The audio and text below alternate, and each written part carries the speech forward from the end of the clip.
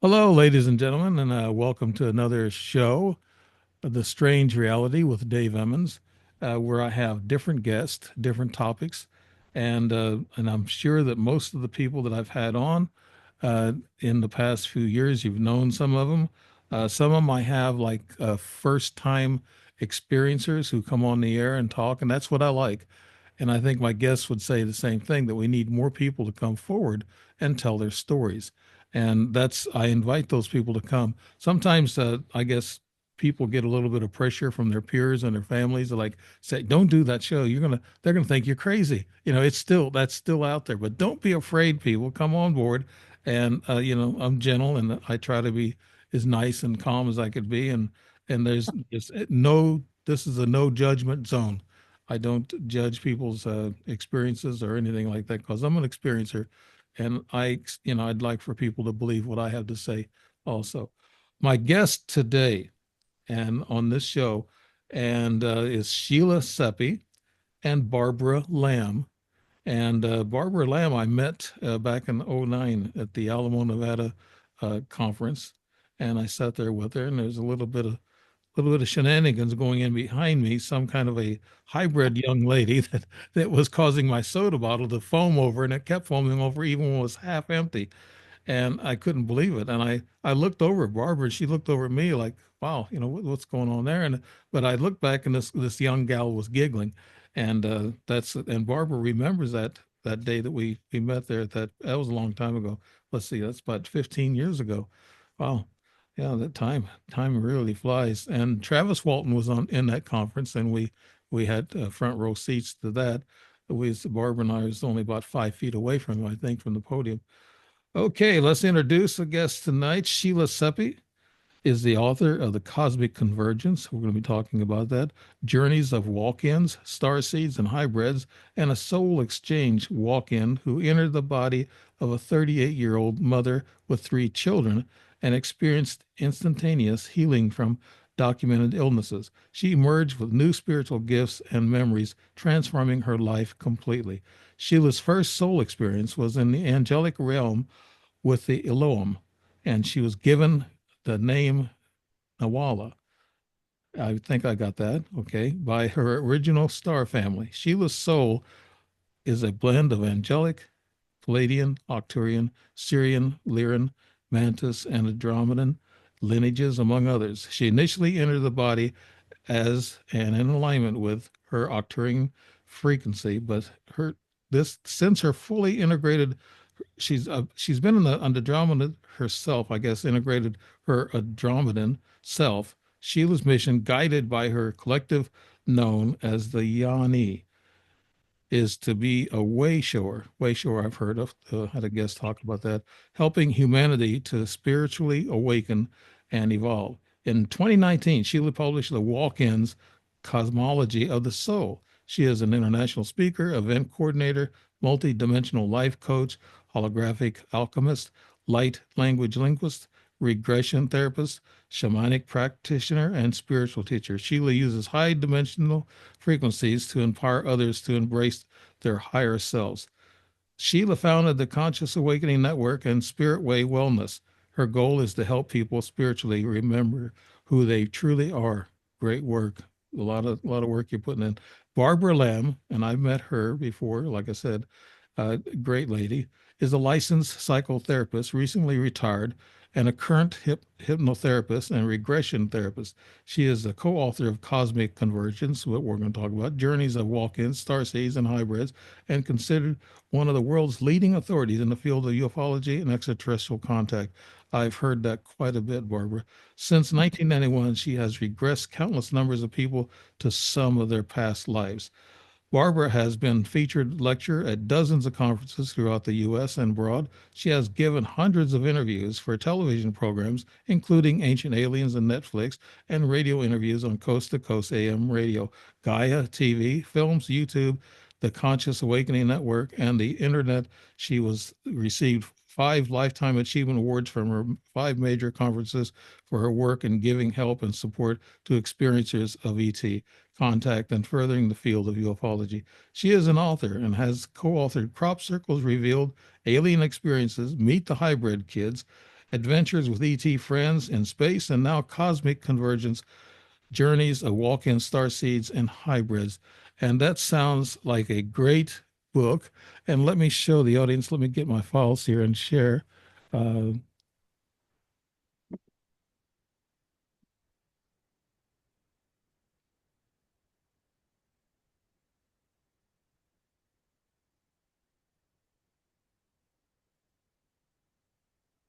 I'm looking for the file.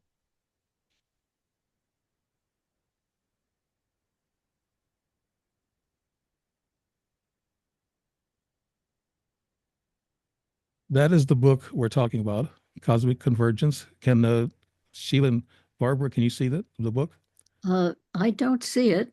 Okay, it's not coming up apparently. We'll have to check that out. I sometimes it will and sometimes it doesn't. But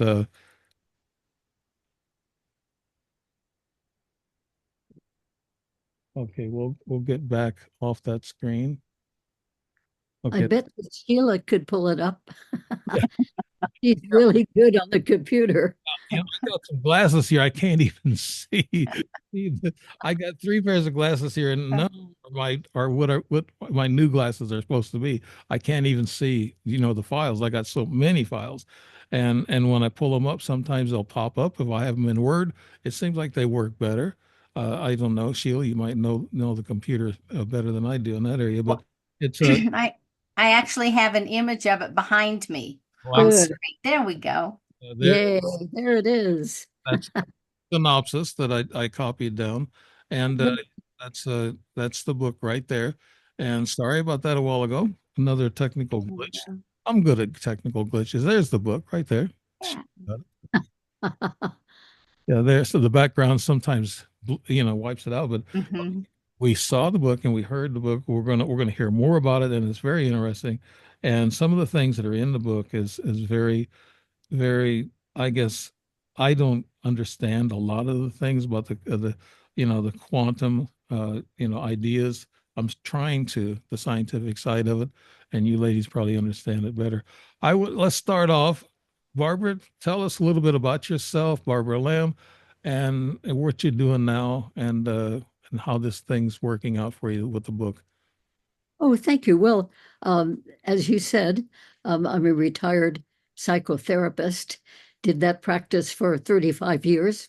I'm retired from that part, but I'm still continuing with a very large part of my work, which is hypnotic regressing of people. And many of those regressions take people to past lives, depending on what their issue is that they've come in to find out about. And even more people have been coming since 1991 to find out the details of mysterious experiences they have had, which very often turns out to be extraterrestrial encounters that they have had. And there are many, many people who come in and they wonder why they are so drawn to looking at the sky, looking at the stars, hoping to see something else, hoping to see a UFO. And they may not even have awareness that they had had any kind of encounter experience, and yet they may have. And if they have, that will come out in the regression. So many people appreciate knowing what happened to them that they were not consciously aware of at the time.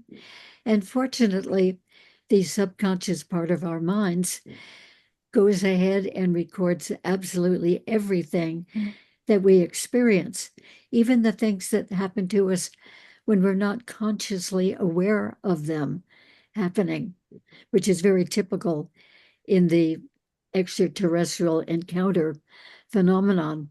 So many people have found out some details of at least one of their experiences with the beings.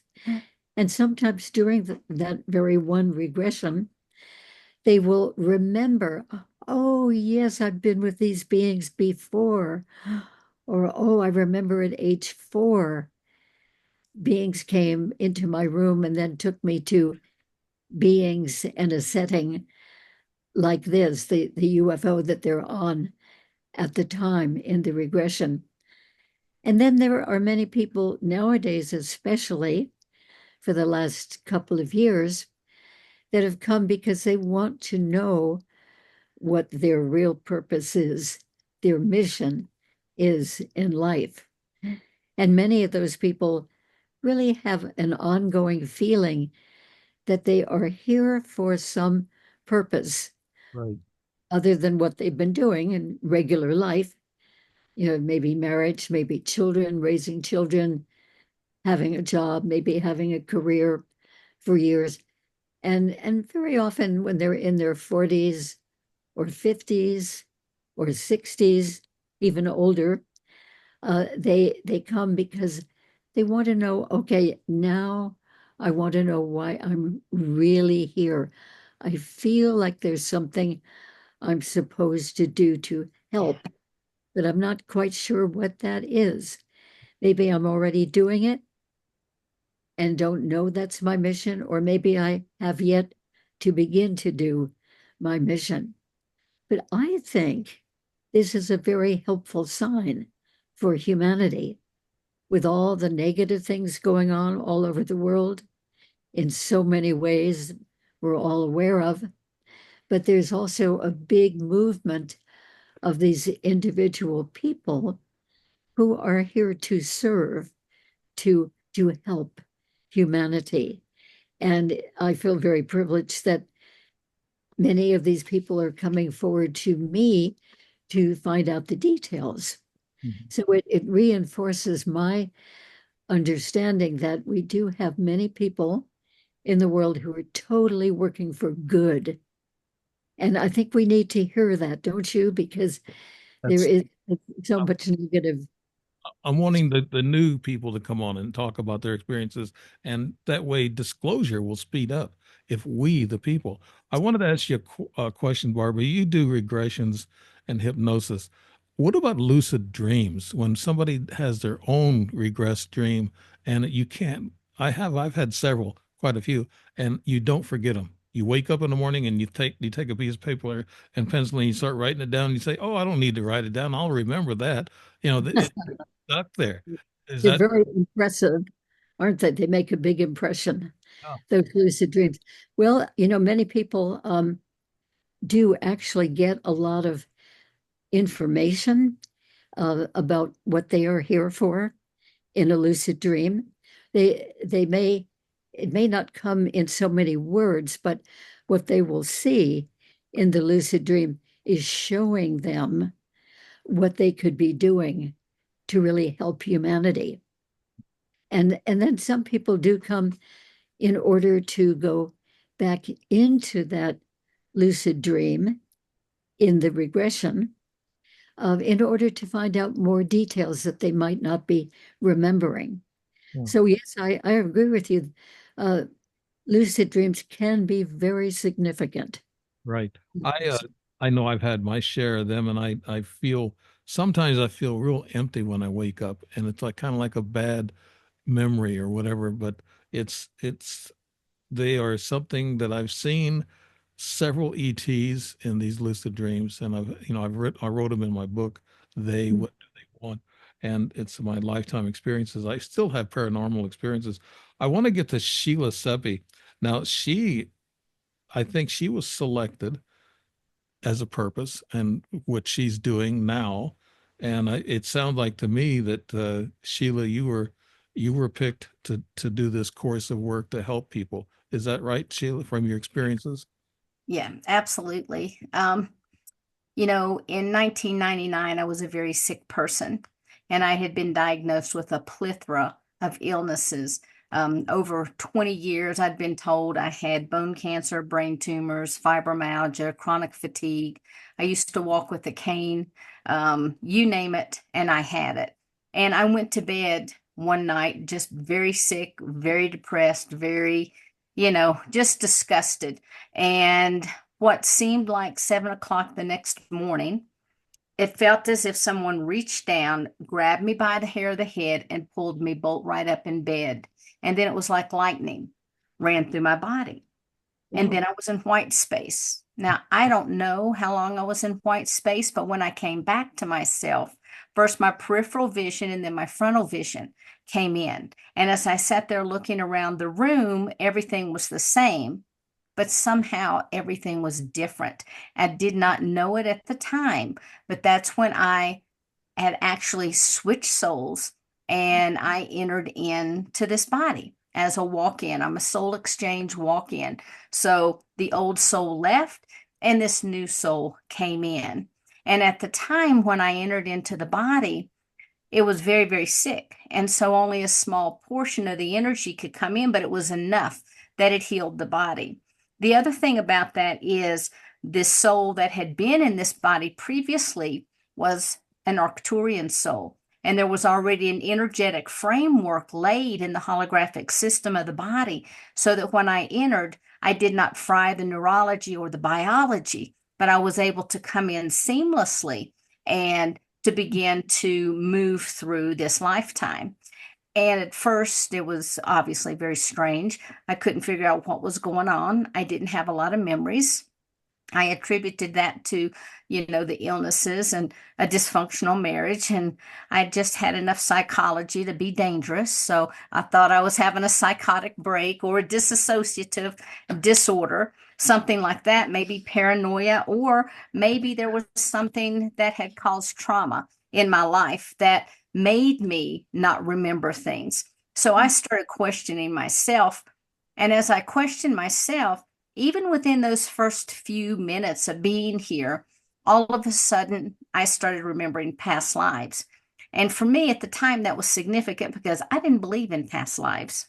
Yeah, I also started remembering universal truths and healing modalities that I had never studied. And so all of a sudden, also, all of my clairs were in play: clairvoyance, clairaudience, clairsentience. I knew nothing of these things. So when I'm seeing people walking around and I'm hearing people talk to me that's not there, that just reinforced my paranoid delusions or that I had just lost it or gone off the deep end. I want to take you back when this occurred, this soul shifting from one soul to the other. Did you know that was coming? Did you know at the time that this was a shift with these two souls interchanging with you? And how did that come about? Could you tell us, Sheila? Well, I think it was because of the illness, first off. I had absolutely no idea. I mean, I had never read a metaphysical book in my life. And if this hadn't happened to me, I would have never believed something like this was even possible because it was so far outside my realm of reality. You go to church, you die, you go to heaven, you go to hell. That's about it. You try to live a good life. And then I'm coming in remembering things from the other side that's like, wait a minute, that's not the way things are. I started remembering how the soul enters into the body. I started remembering how the soul leaves the body. And so everything about me totally changed. Right. You're a multidimensional life coach, a holographic alchemist. Could you explain Mhm. holographic alchemist to us, uh, Sure. Sheila? That's So, what. of course, yeah, alchemy, of course, being changing one thing to another. And what happens is if I'm in a session with someone and I'm looking at you, it's as if there is a piece of graph paper over you. And this graph paper runs throughout the entirety of your aura. And it is filled with different colors and lights and all kinds of little signatures. Also, I found what's called ley lines within this grid. And those ley lines were shown to me by my healing team, which is Arcturian, Andromedan, and Angelic. And that's called soul reconnection technique. And here within the holographic grid, I'm able to go in, work with someone, find, I call them, excuse me, I'm really choked. I find what I call Brillo pads. And so when I pull a Brillo pad out and I start to dissect it, it's like, oh, in your lifetime, you feel this way. And they want you to know the reason you feel this way was because when you were in Sirius, blah, blah, blah, blah, or when you were in Atlantis, or when you were wherever, maybe even a past life, not always galactic, that these events occurred to you and they have brought about within you feelings of X, Y, and Z. And when people hear that, they're like, how did you know? I felt that way. It's like, I didn't know. They know though, and they tell me, and so I can tell you. And they're like, oh my gosh. And when people understand why they are the way that they are, why they have certain patterns, why they have certain cycles that are taking place in their life, it's as if all of the energy is extracted from that thing and it begins to collapse and they're able to move through it very effortlessly. Sheila, I guess now I'm going to ask how you two got together, how you and Barbara Lamb got together. And I know you probably contacted Barbara to probably, figure out what all this is going on with you. And this, You better believe it. Absolutely. she probably helped you, Hmm. figuring out. It seems like you have it in detail. Past life regressions, everything down. With these ETs, I guess, are they angelic? Would you call them? That's helping you. A lot of people want to call ETs bad and things of that nature. I never call them bad. I think they're spiritual, but within the bounds of what's happened to you with you find them spiritual and helpful, right? Angelics are from a different realm, and anything outside this earth realm is extraterrestrial. Okay. So there are interdimensional beings, and a lot of those are extraterrestrials that come in and out. You have angelics, which are in their own realm or within their own dimensional sphere, and some of them can be extraterrestrial. The way that they appear to people a lot of times has to do with the belief system that that person holds. The reality of it is, though, Dave, we're all souls. Right. That's it. We're all souls. And even the extraterrestrials are having their own experience and working their way back to the source energy as well. A lot of angelics have incarnated, but most of them have not. And a lot of the ones that have not incarnated then serve as guidance. And a lot of the angels that we think of that are assigned to earth have never incarnated. Hmm. Barbara, now you have coached, I guess, Sheila in the beginning to help her, I guess, find her way. And when did you two meet and how did that all happen? And could you tell us what are some of the observations you made with Sheila that really interested you in doing this book together? Okay, well, I think Sheila, you actually found me. Is that how it Yes, started? yes. I Uh, found you at a conference and we set up an appointment. And then you said you were coming to Boulder because you had an interview. right? And I went to see you because I was seeking a little bit more clarity. I already had the memory of coming into the body, and Yeah. that's as visceral today as it ever was. But I was coming to Barbara to help seek some clarity about what was I doing on the other side? Who was I? And Right. then Like, yeah, yes. uh, So I'll be quiet and let you talk. yes, well, I think we had at least two regressions, different times. Mhm. And I do remember meeting you that first time in Colorado and thinking, oh, what a wonderful woman. I'm going to be so happy to know her. Little did I realize that we would be in touch a lot and collaborating on this wonderful cosmic convergence. Uh, but anyway, it was a joy to work with you, and hopefully that gave you a little bit more clarity that you wanted to know for yourself. And then you came for another one. Also, I would like to mention right here that Sheila is a very accomplished healer, a physical healer, in addition to all of her wonderful other abilities. And I was having some, I think it was an arthritic hip problem at that time. And she did some very powerful work 2 or 3 times when we met, did wonderful physical work on me. And I'm doing, well, all of that original pain is gone. And now I have another little back issue, but Uh-oh. which is bothering me when I stand up too long. But anyway, she definitely helped with that. She's very accomplished. And she has trained her son, who's a young adult now, to also to do that work. And I mean, what a wonderful thing. That's just one of many, many gifts that she has brought to this world. Right. Mm. Yeah, I Thank can tell by, when I read her bio, all the things that all the disciplines she's involved in, and that's great. Let's get to, I think this Cosmic Convergence book will probably get us into everything that you both have been talking about. The description of the book is a stand up, the threshold of a new era, human consciousness, and embark on an extraordinary odyssey into the realms of walk-ins, starseeds, and hybrids. In this groundbreaking book, reimagine the complexity of the human experience and navigate where certainty and cosmic merge.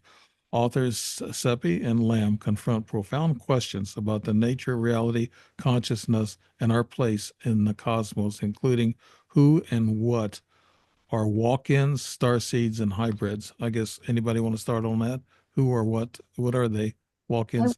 Okay. I would like to just say that because I am not a walk-in, I do not have these extraordinary abilities that Sheila has. So I consider myself more of just a regular person, a regular human. Sheila's shaking her head. But anyway, uh, I've definitely learned a lot more than most regular humans have, and I'm very pleased about that. But anyway, I try to um, look at the work that we do from the point of view of just a regular human who uh, may think that reality is limited to physical beings in the physical world. And if they stretch a little bit beyond that, they might think, oh, maybe I hope there's a spirit domain that we go to with our soul after we die. I know that's how my parents saw it. Yeah. They were Christian, Protestant Christian people, and they would say, "Oh, well, we hope that when it's our time, in other words, leaving this life, that there's somewhere else to go to." And indeed, they both have, and they've communicated me from uh, that spirit realm very, very wonderfully. But anyway, I think that most humans may think that what reality means is 3D physical reality. And then maybe there's a spirit aspect too, depending on their point of view or their religious training. But Sheila and I have been bringing through in this book so many other aspects that are just as real as our physical reality. In fact, maybe they're even more quote unquote real Yeah. than our physical reality. So that's what this book is about. It's about these people who have a lot of that other reality, the non physical reality, right here in their physical bodies, in their physical lives. And they are all here, all three categories, walk-ins, starseeds, and hybrids. They're all here to help humanity, to raise the consciousness, raise the awareness of humanity. And along with that, they're here to help the whole process of ascension that is going on, whether billions of people are aware of it or not. It is going on. The earth is changing its frequency, and we are having our individual people frequencies changed. So that's all part of it. We're trying to really broaden the whole point of view about what reality is, and to let people know that there is so much more to life than we had ever possibly imagined. More dimensional travels that we'll go through in our life. And the hybrid now is half what you call ET and half human. And a starseed is more of let's explain the difference between, because a lot of people use those words a lot, but I'm not quite so sure if they're pinpointing exactly what the difference between the two are. Could one of you share that difference? A hybrid has some extraterrestrial genetics in them, in their bodies, and they were given these genetics by certain kinds of extraterrestrials.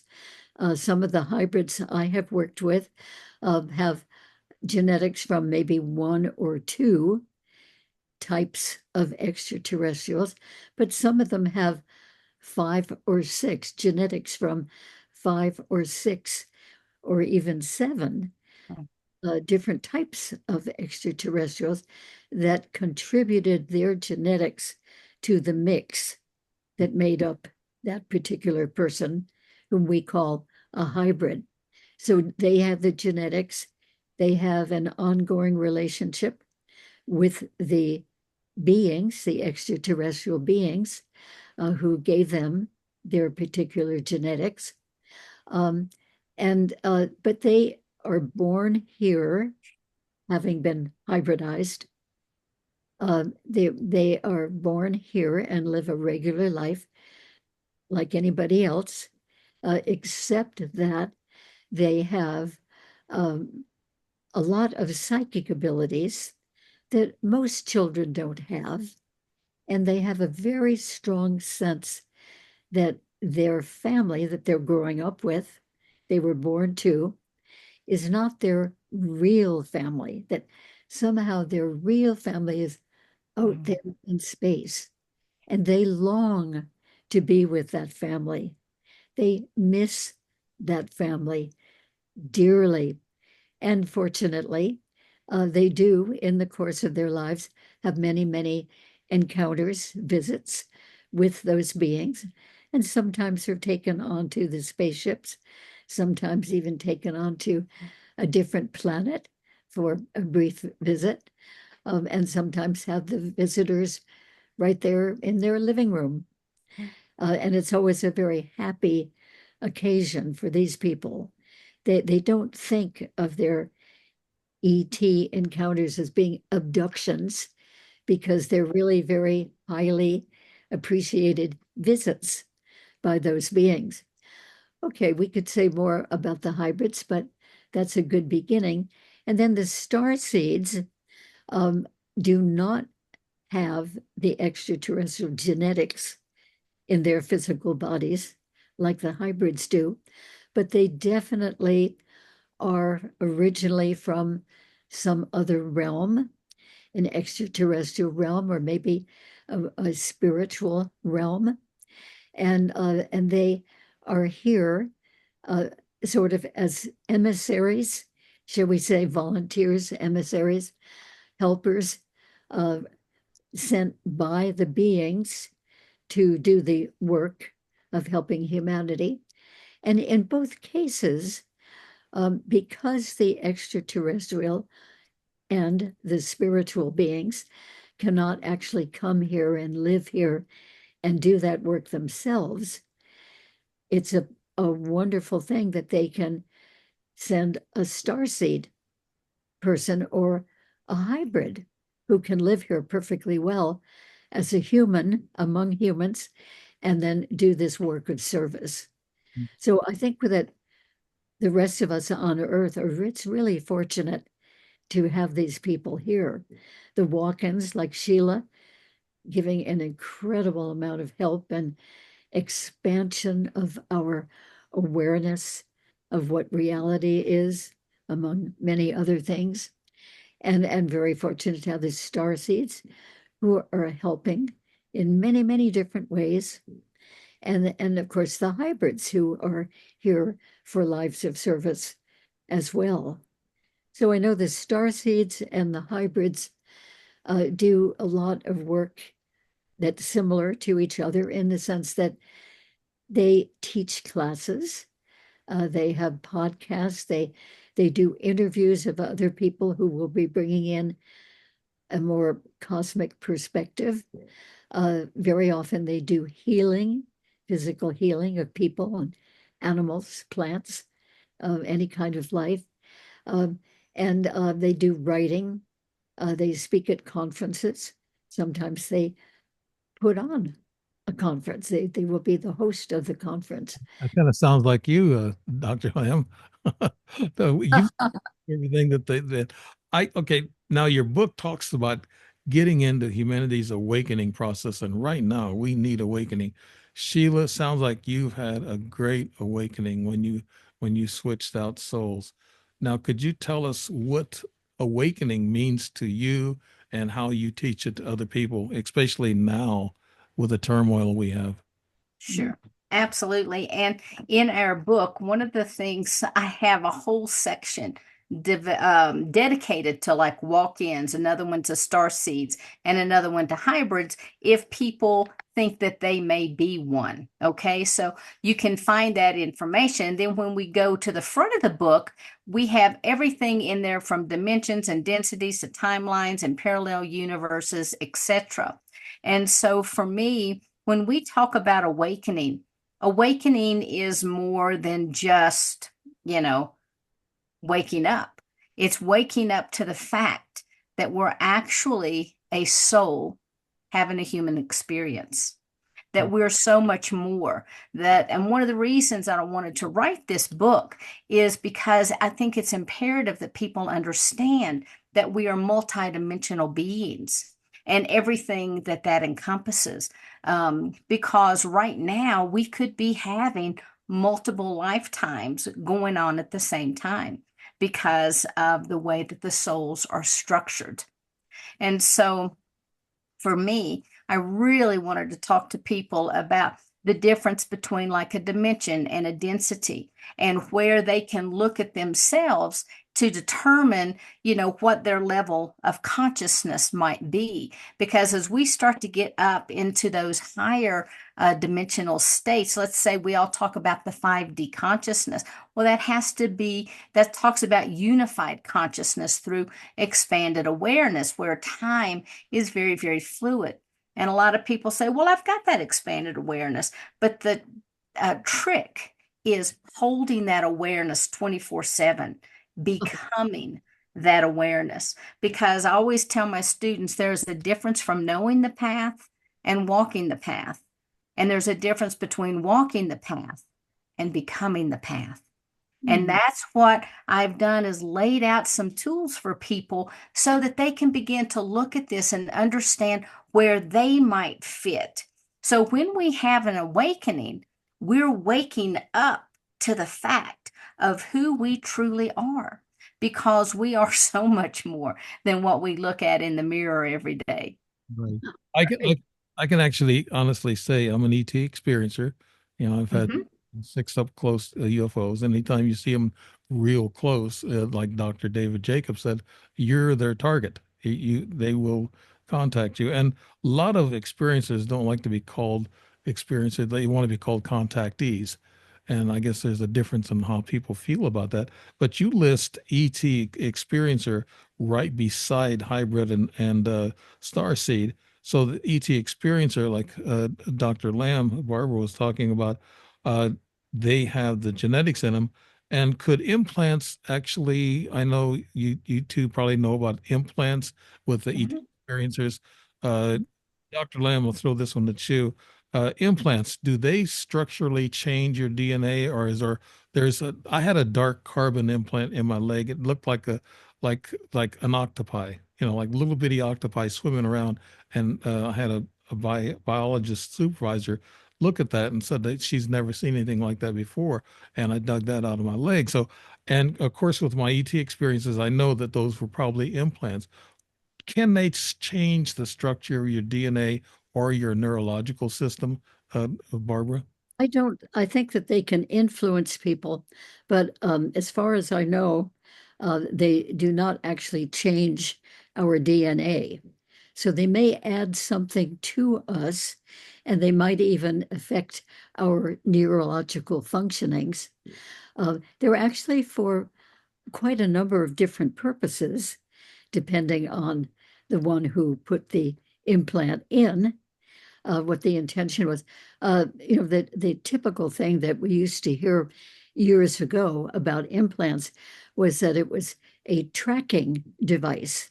In other words, the ETs would know where this person is through the person having an implant.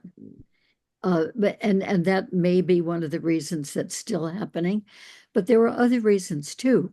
I have known people I've worked with, who were given a signal through the implant, especially if it was somewhere in the head. They were given a little signal, like a little tone or a little buzzing. I've heard people describe both of those when the beings are going to be coming later on that day or that night, almost like a little preview or little warning. We're coming, we're coming. You know, don't worry. Whatever you're doing, we'll find you, and we're coming. Sometimes experiencers feel that they get information given to them through the implant, like a download of information from the extraterrestrial beings. And with some of the implants, people feel that the beings get to sort of witness what that person's physical life is like here on Earth, kind of like getting a little window through that person into human life. Some of the beings are extremely interested in human life and human beings. And so some people will have an implant behind the ocular nerve, and we don't see that implant, but it can be seen in an X-ray. And some of them have even been taken out. But it seems like the beings through that implant behind the eye are able to see what the person sees as the person is going about his or her life. So they get much more of a sense of what human life is really like. I mean, it's quite brilliant when you think about it, Yes. that they can do this.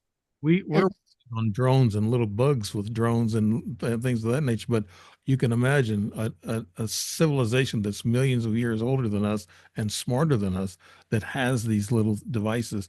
And I think I know about that. You mentioned something about a near-death experience whenever you go through a soul change. I'll throw this at you, Sheila. Did you feel that way, like it was a near-death experience? Um, you know, not really. I didn't feel like I had had a near-death experience. All I knew is that I felt like lightning had run through my body. Now, in fact, I very well may have had a near-death experience because moving into that white space is very similar to what a lot of near-death experiencers will describe. And so the other thing I do want to mention is, when I came into the body, because I only came in a little bit at a time, as I was able to, well, the body first off was instantaneously healed. All of the illnesses went away. And over time, I was able to hold more and more frequency and higher frequencies because I'm attached to what would be called a collective. And so all of those beings, when we talk about extraterrestrials, I always say that's our galactic family Right. because it's no different. If they're in Arcturus and they're looking at the Earth, we're the extraterrestrials. Okay. So we're all just extended family. We're all cousins, and we all live in this great galaxy that we have, as well as in the universe. And so when I came in, I didn't realize that I was still connected to my collective. I thought I was Sheila. But over time, I began to understand that yes, I am in the Sheila body, but I am still my collective. So I am constantly receiving information from them. If we're not, my son can't believe this, but when we're not talking or I'm not working, there's nothing, I don't have any thoughts in my head. I have total, my mind is just as clear as it is. But when I talk, it's because the collective is speaking through me. Now, that doesn't mean that I'm a body snatcher, because I freaked out about that one too. I was like, oh my God, did I snatch this body? Yeah. And it's like, absolutely not. That soul was ready to progress on to the next stage. And there was an agreement made that I would come in because I didn't need to be born.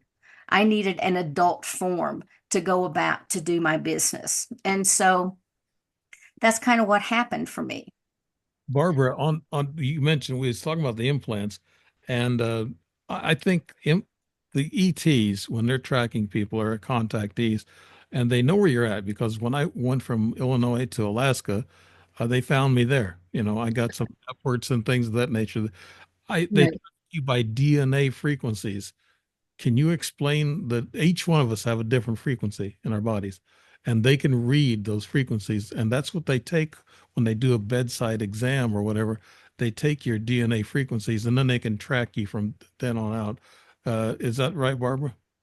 Well, I think so too, more than the implant being sort of a tracking device. As I said, the implants are constructed for and used for quite a number of purposes. And I'm sure that we humans don't know all of the purposes that the implants are made for. We do know of some of them.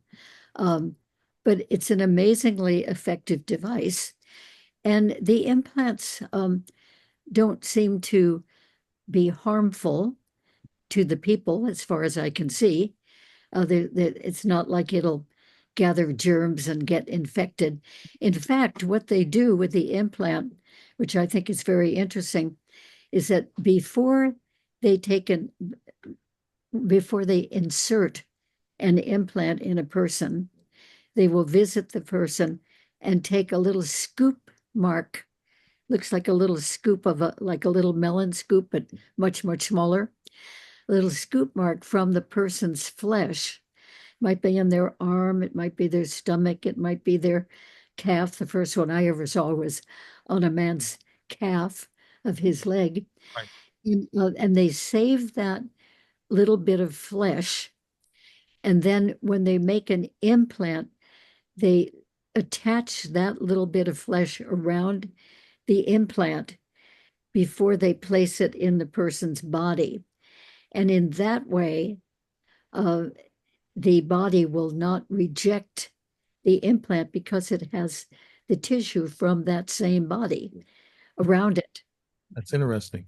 Yeah. So I've seen quite a few implants having been removed by Dr. Roger Lear, who was an expert in implant removal, and went to his office and actually watched the surgeries. And sure enough, each implant that he took out of a few different people was surrounded by tissue, and that was tissue from that same person that had originally been taken. Won't be So, rejected. so if anybody um, is wondering if they have had experiences with these beings, one of the things is I always ask them, do you have any unusual markings that you've noticed ever on your body? Because very often the beings will leave little marks that look like pinprick marks or perfectly circular bruises, or maybe a triangular shaped mark, either a bruise or pinprick marks, and the scoop mark.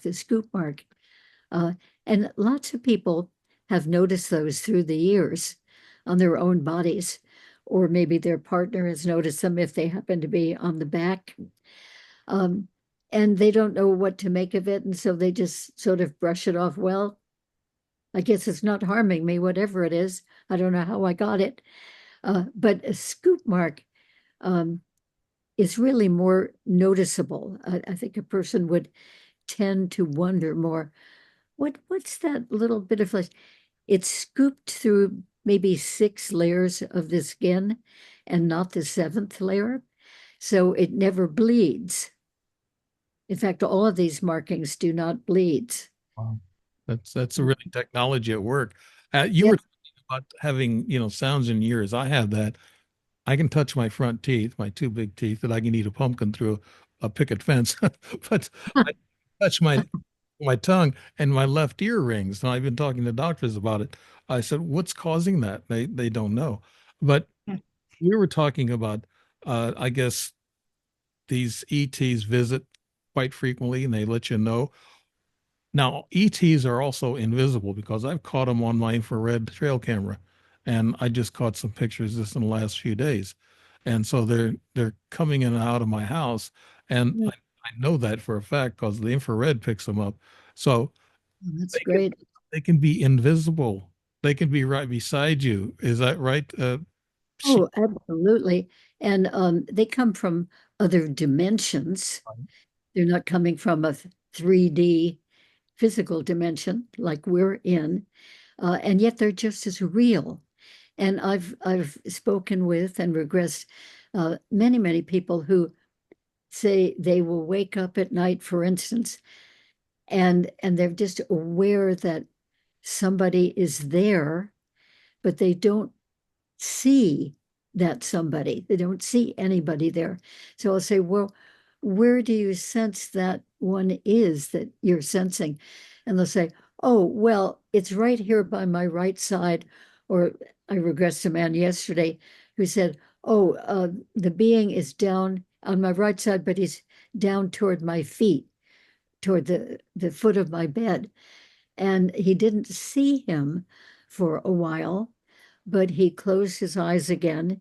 You know, he was in bed at night, and then opened his one eye just a little bit, and to peek at that presence that he felt, and then he saw the being.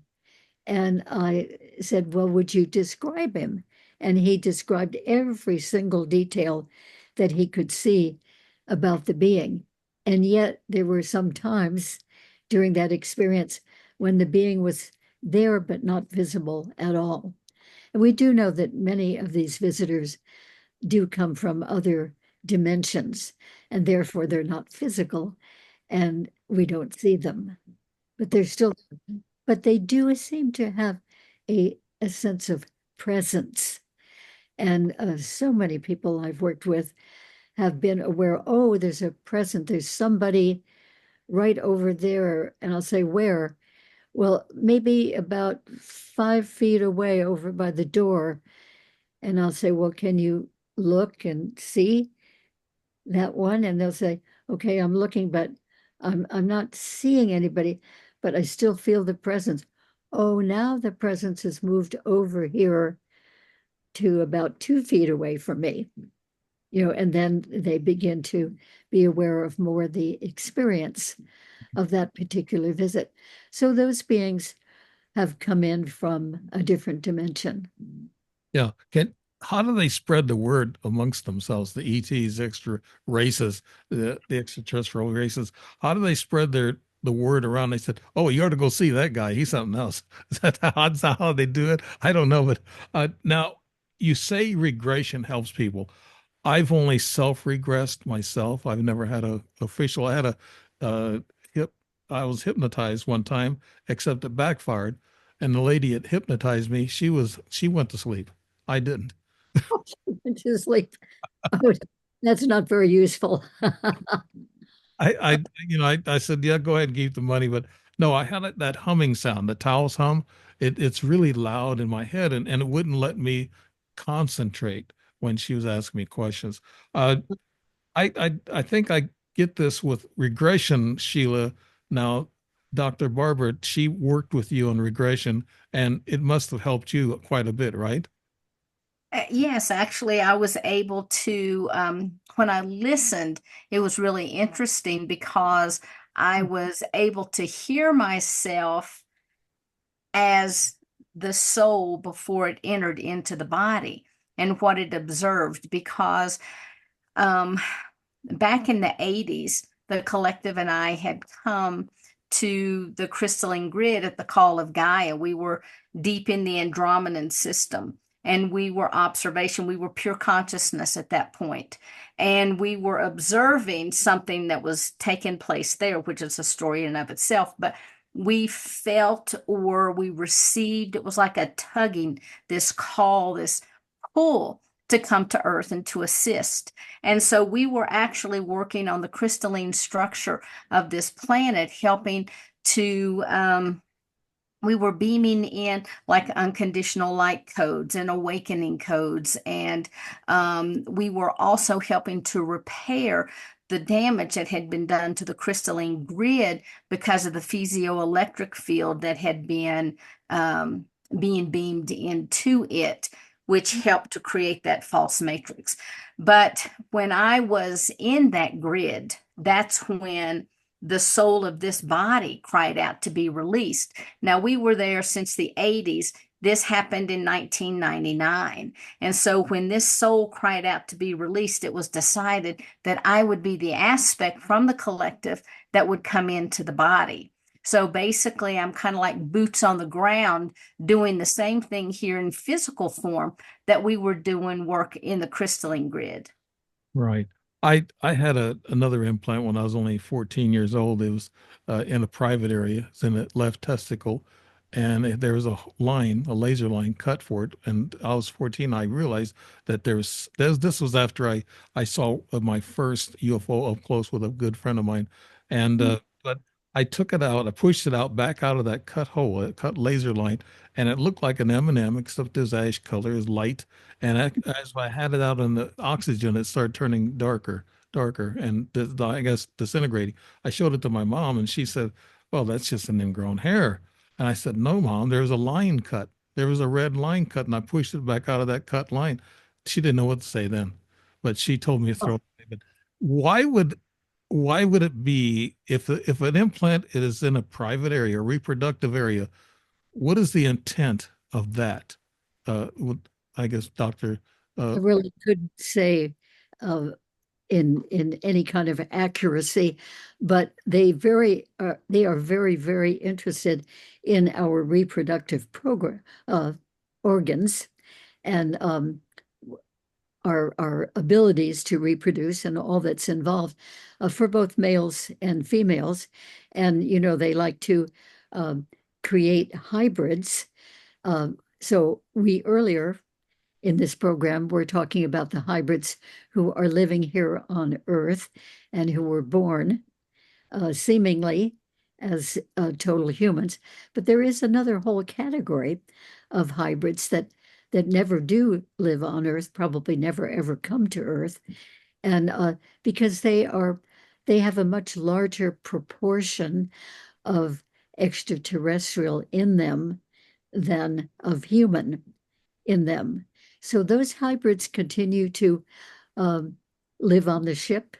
They're born on the ship, actually, and they grow up and continue to live on the ship, or perhaps on the planet of those beings, and they never do come to Earth. But anyway, the human reproductive system is not only um, very interesting to many of the extraterrestrials, but it's very important to them because by taking some of our reproductive material, that is, eggs from the female and sperm from the male, they really prize that material and they mix it with some of their material and create an embryo which is hybridized. So in both cases, they do the same thing. They take eggs from the woman and sperm from the man, human, and then they mix that with some of their material and their genetics, particularly. And either they are going to allow that hybrid to be born here and spend the whole life here as a human, although hybridized, or they're going to have that hybrid baby live on the ship. So, but in both cases, they find it very important after creating this little embryo with our material and their material, then they implant that into the woman's uterus back here on Earth. And she gestates that new little life, that little embryo, for about 2 months or so. And then they have another experience with the woman and remove it, remove that embryo and take it onto the ship. If it's going to be a hybrid who will be living on the ship, they'll take it and put it into a tank. Looks like a glass tank, according to some of my clients who have witnessed that, and full of a special kind of fluid. And the tank, is a baby-sized tank. And it also has tubes and wires that come from it that are attached to some sort of monitoring machine, probably monitoring the temperature of that amniotic fluid and the chemical consistency of it, the amount of it, and so forth. And then after months, probably another 7 months or so of gestation of that little hybrid fetus in the tank, it is removed. We call that being born, but they actually remove it from the tank and wrap it up in swaddling clothes and raise that baby. And that's the point at which many women, human women, who had been gestating that little embryo and thinking she was pregnant, and even getting validation from a doctor that, yes, you're pregnant. And then suddenly that pregnancy is gone and nobody knows where it went to. And there's no evidence of having had a miscarriage or anything or an abortion. It's just gone. I've interviewed quite a few women that said they've had babies like that and they disappeared. In Yeah. extraterrestrial consciousness with the human experience. Now, consciousness is a big word. It's just right alongside of awakening, and then also it equals disclosure. Uh, do we have to all be really, if the ETs are going to come down here and talk to us and meet us in person, and meet our leaders or whatever, not maybe not right now, but later on, whatever. But consciousness is very important. Now, how do you two see that? As are the extraterrestrials waiting for all of us to have the consciousness to be able to, jive with them or be in with them? Either one of you, both of you, Sheila or Barb? Yeah. Let me, the extraterrestrials, as what we're referring to them, are already here. They've already shown themselves. They're among us. They're very peaceful. They're benevolent. Many people are seeing them in the skies. But when we talk about disclosure, we have to talk about all types of the disclosure. It's not just the extraterrestrials. It's the disclosure of things occurring in the government. It's disclosure of things happening in the medical fields. It's disclosure about things happening in religious institutions, and it's disclosure within ourselves. And as more and more people wake up to the fact of who they truly are, then as they begin to look around, they find they're saying, oh my gosh, this planet is so horrible, this and that's happening, and it's so bad. But the reality of it is, it's only because of the awakening light that they carry within them that they're able to even see this darkness that's taking place on the planet. And so extraterrestrials have been with us since the dawning of time. And in the book, I really talk in the hybridization section, I talk about one of the creation stories that was shared with me by my collective. And so, I would behoove people to really read that, because it begs the question that maybe, we're all hybrids. Maybe we're all here. Right. Most people, your souls come from somewhere. They just don't appear out of thin air. And it's because of these souls, it's because of that resonance factor, because we are a divine expression of source, that consciousness contains with it the entirety of the universe. But as humans, we have very little ability to be able to pull that in and to anchor it into our human forms. So consciousness really is everything.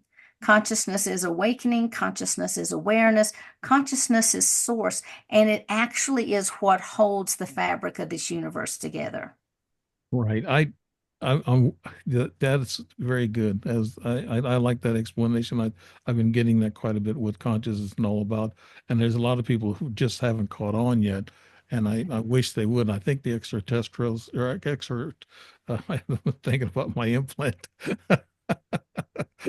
Well, did you ever happen to think that maybe you're a hybrid? I, Or I maybe you're oh, an extraterrestrial soul? right. My mom said I was born with gray sideburns, so that's a sign, I think. And that's weird. So, but all and Barbara was talking about we look up at the sky and we are always imagining, being what's up there and who are they and what are they. I've done that all my life. Even as a kid, I'd walk alone on a street or something. I'd look up at the stars when you could see them, you know. But I think the hybrids and the aliens, the ETs, and all these mixed together. It's hard to wrap your head around all this, and wrap your head around the dimensional types of things. There's many, many millions and billions of things going on, but here's the thing that we're seeing. We're seeing a lot of UFOs now. A lot of people are afraid. Military is involved, and you mentioned here that people are in fear, that they're afraid that the extraterrestrials will actually destroy us. I wrote an article in a paper. They asked me to write it, and I said no. They're not here to destroy us. If they were, they'd destroy us thousands of years ago. What is your take on that? Now, you mentioned this in your book about the people have fear of extraterrestrials. Either one of you can take off with that, Dr. Barb.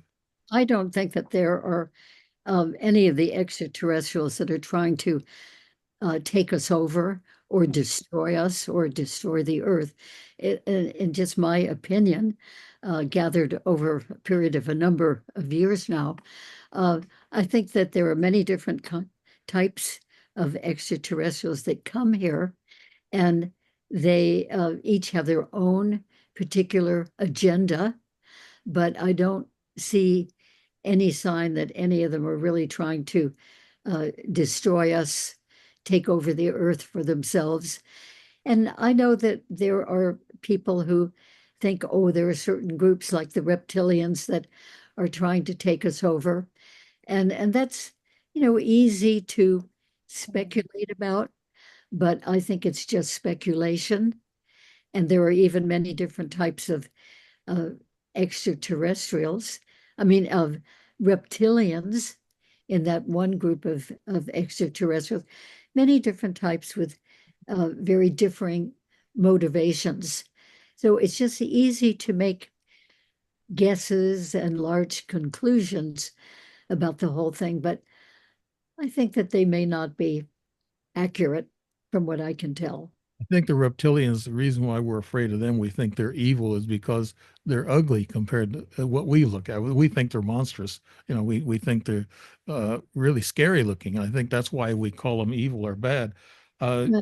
in my sci-fi book, I put them as underground evil extraterrestrials that they get into kidnapping people and all this other stuff. And but I can't go into that either. That's for entertainment purposes only platform. And what are some of the clues that a mother can have? And Sheila, do you think you were implanted with a pregnancy that you lost? And what are the clues to a woman going through a hybrid type of 2 months gestation, I guess? What are the clues to that? Either one of you, Sheila or Barbara? Well, I can speak to that.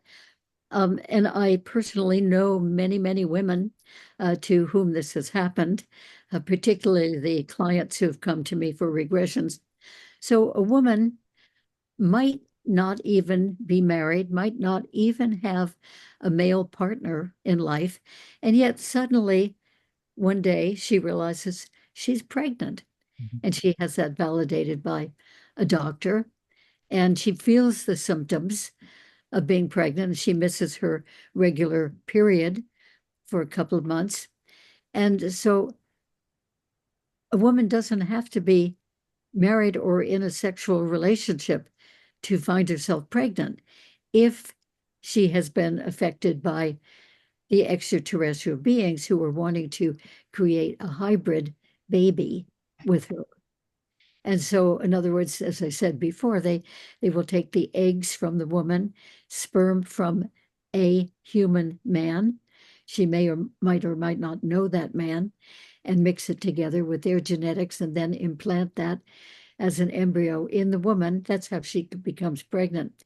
So it's even happened that a woman I know of who had had her uterus removed completely, no longer had a uterus, suddenly found herself pregnant in this particular way. She was experiencing extraterrestrial contact, and the beings had placed an artificial womb in her lower abdomen where the uterus would usually be.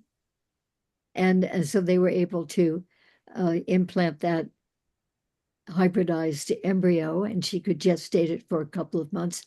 And then they removed the embryo and they removed the artificial uterus. So it's really amazing what they can do and will do. And so often the beings give the reason for hybridization, especially the hybrids they are going to be keeping on the ship with them. The whole reason is to save their species. That with many of these extraterrestrial species, their whole species is threatened to extinction. And that happens, they've said, through years and years, millennia probably, of space travel and picking up radiation. And with some of them, they've done so many generations of cloning that they've lost their ability to reproduce in the normal way that they used to.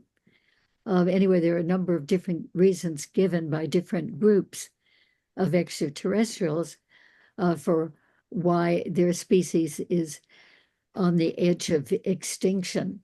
So they figure that if they combine with a species, ours, humans, that are generally physically sturdier, stronger, in some cases bigger, that then those hybrids will have a better chance of surviving. Yeah, that's why I've heard that theory before too. Sheila, and it says you mentioned in the book multidimensionality of the soul, and have a question about that. If we have different souls in us, uh, do we feel differently some days when one soul takes over? Do we feel down or depressed? And then when another soul takes over, we feel happy and alive? I have those ups and down days. We all do as humans. Or do those interchanging souls, do they have anything to do with that, Sheila? I don't think so. I think you're looking at, human physiology at that point. When a new soul comes in to the body, it's just like a regular soul that's been born. But there are many, many different types of walk-ins. Now, in my case, I'm a soul exchange. That means one soul left and another soul came in. And to my knowledge, I will be here permanently with the collective.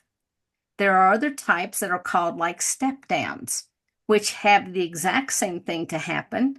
One soul out, another soul in, but it happens multiple times throughout someone's life. Then there are some people, even at birth, that are born with multiple aspects of their soul.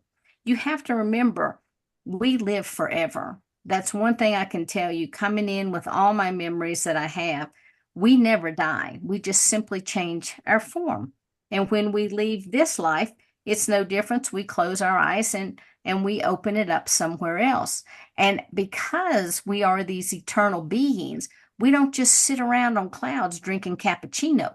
We're out having adventures. We're out having many lifetimes. Yep. And so we could have had a plethora of lifetimes on all types of other on other planets, and we bring those memories in with us. And sometimes people will awaken to different aspects of their soul. Now, if someone is a starseed and they wake up, they typically will remember the planet that they came from, the last planet that they inhabited. And sometimes that's their original planet once they individuated from source, or it could be happen to be the last planet that they visited. Or it could also be that the planet itself, like some people say that they're Palladian, and they say we're here to anchor the Palladian frequency onto the planet. And so Gaia may need more Arcturian, it may need more Andromedan frequencies to assist her on the planet. And if so, then when people wake up, they have those certain memories because then their cellular structure of the body begins to vibrate with a certain frequency. Right. But do our minds, when we recycle or reincarnate, that word's a big one. I don't know if you two use that at all, but Mhm. when we recycle, reincarnate, are our memories swiped because we don't really remember what our past lives were unless we Yes. went a deep regression. They remove our memories. Who does that? It's not a removal. We choose to forget. We choose to be enshrouded so that we don't remember. A lot of people come to me and they're like, I want to remember. I want to remember. No, you don't. No, you don't. Can you imagine what it would be like to remember every heartache that you have ever carried throughout eternity?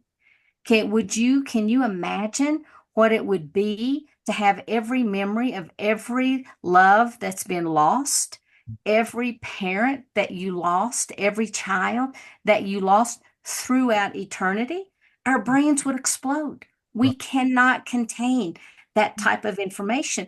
And the cool thing is when we come here, because we are a planet of duality, we get to have all of these great experiences.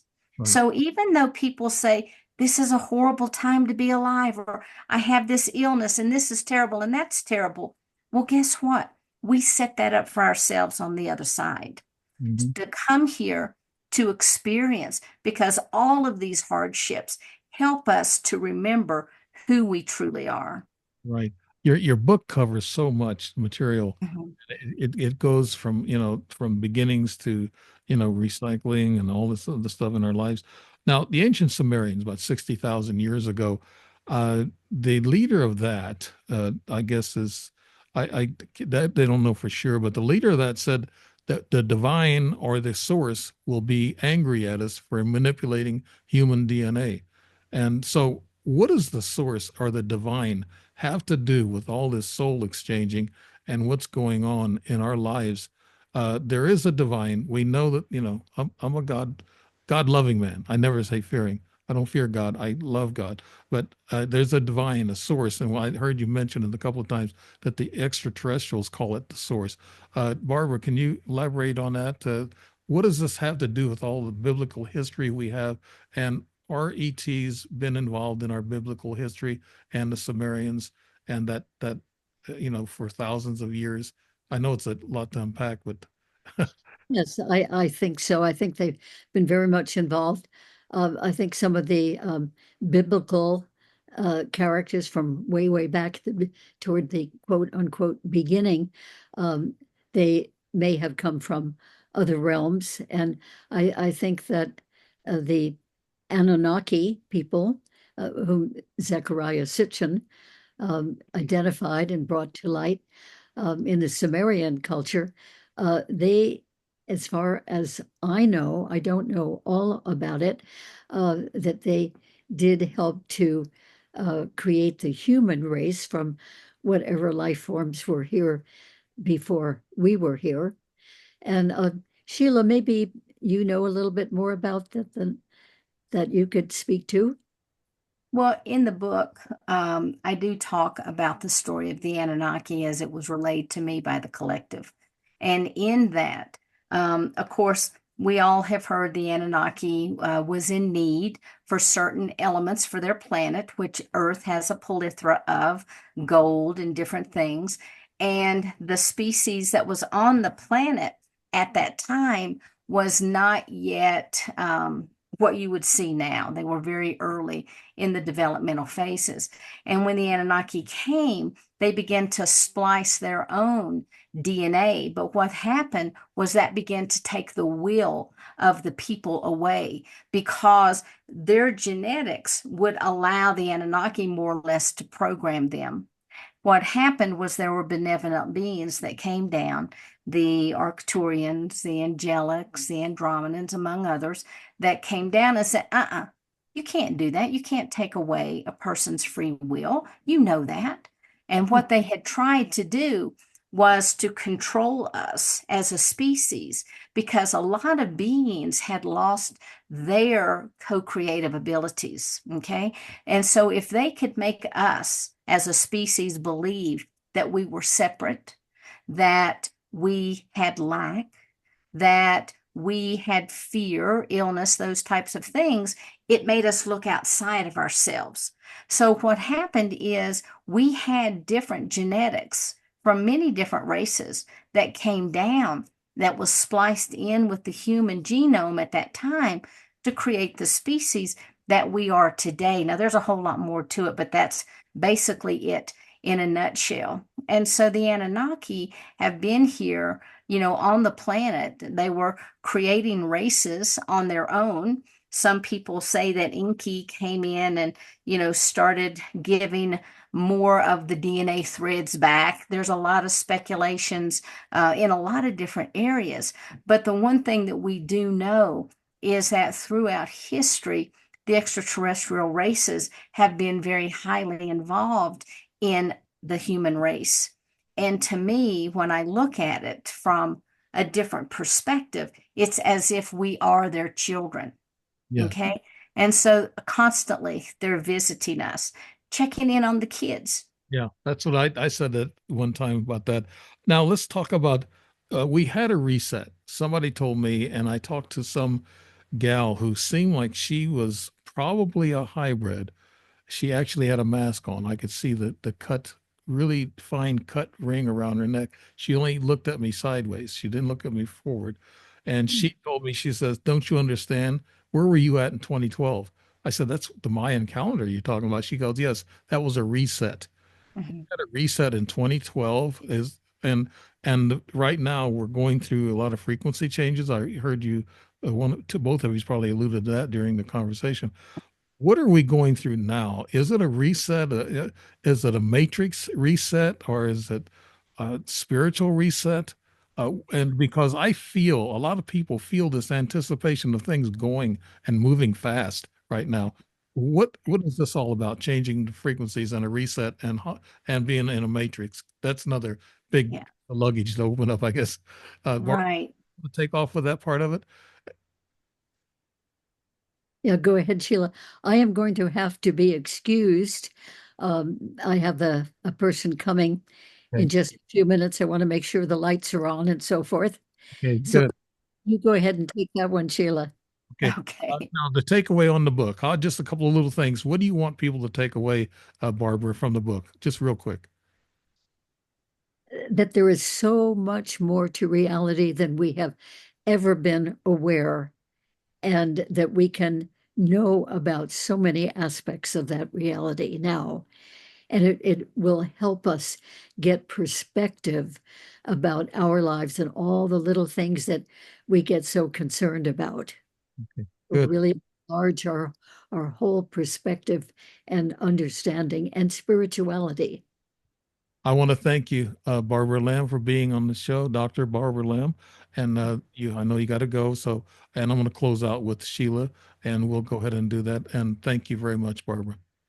Thank you, Okay. Barbara. Thank you. It's been a great pleasure. Thank you. And Sheila, why don't Okay. we go to that question about a reset and a matrix and frequencies that are speeding up now, and everybody feels it. Everybody's jittery. I know I am. I'm picking up this frequencies. It makes me jittery, and it feels like I always have to get something done. So What is that all about, Sheila? Could you tell us? My personal belief is, well, let me go back to 2012. To me, excuse me, I'm not looking at that as a reset as much as it was an awakening for many, many people. Now, when 2012 happened, a lot of people thought it was going to be the end of the world, or they were going to wake up and everything was going to be different the next day. But they don't realize that it was. On an energetic level, there were massive waves that crossed this planet that helped to provide material again to allow us to be able to wake up. We had another great event that happened in 2020, when a lot of people actually turned inward instead of dropping into that fear, they turned inward and they used that time of confinement to understand who they really were. Right now, this planet is being inundated with solar wave activity because our sun is in a solar maximus, and it is on the cusp, as it is every 11 to 12 years, it's on the cusp of having a pole shift. And when that happens, it's like the planet begins to have these mass ejections. It sends out all this massive energy. And within that, because we are beings that have to have light in order to live, it sends massive light quota to this planet. And as our cells begin to absorb that, we do begin to awaken. We begin to feel irritated. We might feel agitated. We're kind of on the edge of our seat, just knowing something's ready to happen because we're feeling the cellular changes that are taking place within our very bodies as we speak. Yeah, that's good explanation. Now, the same question for you, Sheila, as I asked Barbara. What is your takeaway for people on your book, this new book that you got, this one right here? Yeah, yeah, yep. On Cosmic Convergence, I'm really, really proud of that because there's so much information in here that I want people to know because far too long, these types of conversations have not been normalized. And to me, they're very much a part of who we are as a human species. We've been lied to about who we are. We've not been told the truth. Can you imagine if everyone understood the magnificence of their soul and the power that they all carried within them? So for me, if people could wake up and understand the fact that they are multidimensional beings, that they are part of source themselves, that they carry that divine spark within them, I think the world could change. Yes, I think so. And where could we find your book? And I think Barbara Lamb, she has a website, I believe, and Mm-hmm. you have a website. Uh, Yeah, you can find it at SheilaSeppi.com. It's SheilaSeppi.com. And you can also just go to Amazon and buy it right now. We're in the process of this is like an early release special because on the 22nd of November is when we have our official launch of the book. But Amazon is running an early bird special, if you will, for people that are very interested in this because we've had lots and lots of requests. it sounds like a great book. I was going through the synopsis and it's and listening to both of you this last hour and a half. Uh, Really great show. I love that you give me information that fits my pieces of puzzle together too. A lot of times I have the mechanics, but I don't understand the background of some of the events and experiences I've had. I want to thank you and tell Barbara, thanks again. And Sheila, you were great and the great work that you're doing and all the things that you're listed in doing and helping people. And I know Barbara has been helping people also. And I really appreciate what you're doing. And that's what I'm doing myself. I'm trying to enlighten people by having these types of shows and letting people know what's really going out there, and that world history is not what we think it is. And our souls are, we are part of the divine, the source inside. And we don't have to go looking for it. It's right here with us. And you found that out. Sheila Seppi and Barbara Lamb, thank you so much for doing the show, and good night to everybody. And thank you so much.